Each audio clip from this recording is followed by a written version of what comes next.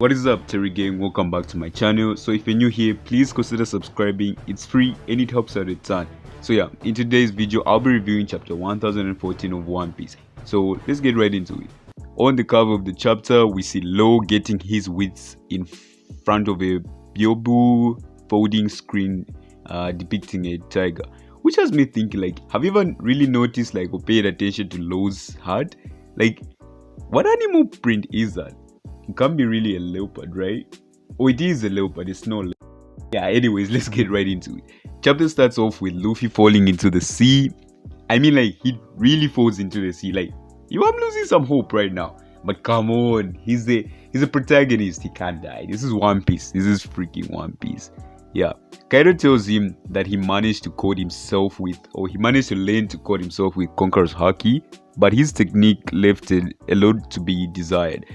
Kaido even mentions about Joyboy. As well, as we all know, Joyboy has always been speculated to be Luffy, right? Someone who's always laughing and all. Luffy or Roger, those were the two candidates for Joyboy, right? But Kaido tells us that he can't be Joyboy because he's falling into the ocean. Like, Kaido thinks that Luffy's dead right now. Yeah.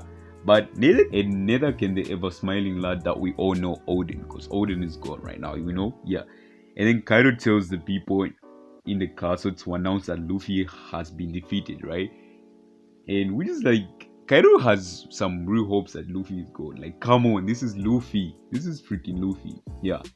The Beast Pirates bump into Yamato, and I'm shocked that by now most of them don't know that she has been free, because they were shocked that she didn't have handcuffs, right? And it's just showing that Yamato hasn't really, I don't want to say this, but she hasn't really made a big impact into the war. Like, for some people to not even know that she's out of prison, which just shows that she hasn't really done a lot. And to show that she's in the castle, meaning that she's not out there saving Luffy, you know, she hasn't really reached there. Simply saying that my theory of her going to save Luffy is gone right now. Yeah, so I'm only left with Marco the Phoenix or someone like Jinbei. Maybe Jinbei can go save Luffy. Yeah, guess we have to wait and see. But I highly doubt if Marco can go, because that's seawater, right? And sea really affects Marco. And I think Jinbei is the only candidate who can go save Luffy right now. You know? Yeah. Guess we just have to wait and see who save him. Yeah, who will save him. Momo reads something very important in Odin's book, making him realize that he cannot afford to die.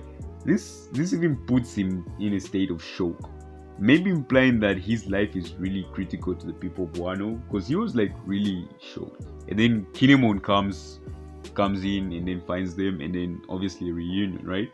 And then now we cut to the next scene. We see Chopper taking down Queen, which is really cool. Like, come on, Chopper is really putting an impact into this, unlike Yamato. Yeah.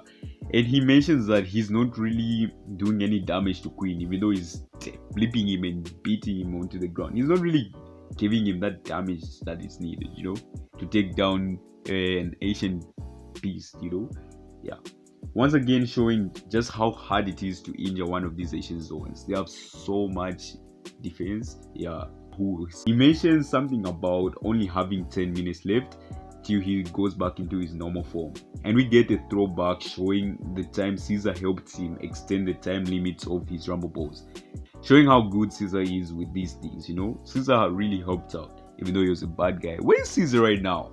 I haven't really reached the Big Mom arc or Soul arc in the anime. So leave a comment below and tell me where Caesar is right now. We get a scene of people reacting to the news of Luffy being dead.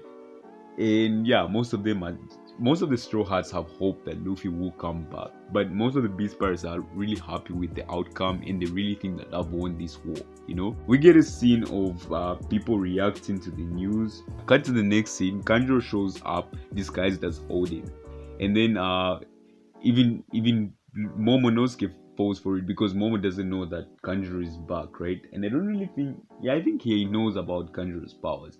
Yeah, but everyone else isn't convinced that that's Odin. Then Kiko goes into attacking and attack him, and immediately I knew that this was going to end really badly. Like, Kiko just rushes in, and then Odin or Kanjuro starts saying some heartwarming things only Odin knows about, like showing showing how bad or showing how good of a bad guy Kanjuro is. Like he really gets into your emotions, and tricks you, which is like some really cool stuff, I guess, for a villain, Yeah. And he even mentions the memory of Kiku and Odin, something that was really touching. And then Kiku really and then Odin takes this opportunity while she has a guard down and then just stabs her, which is really bad. Like, okay, as we know, one was back. Yeah. But yeah, Kinemon just gets upset, like really upset, and goes to get the revenge for taking down Kiku. And then Kinemon just slashes Odin, or Kanjuro, slashes him out of existence. And then Odin just starts rambling, and just says that they were once best friends. Like, come on. Kinemon has had enough. He won't fall for your tricks. And I hope now Kanjuro is really out. Like, he's been taken out. Yeah.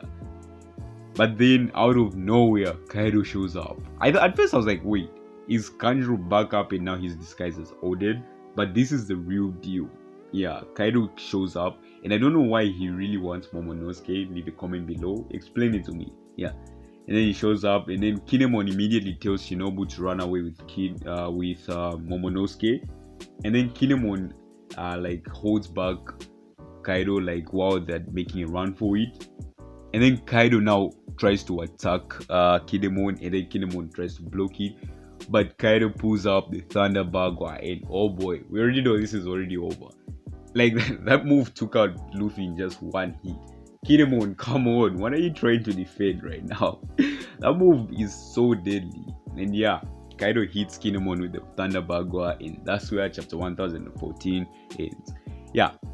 So overall, these 3 chapters have been really good. Like it's showing, it's like progressing. It's showing like the story is moving on, And I really hope Luffy will come back and save everyone, because I really want him to win. Yeah, this officially has been the longest arc.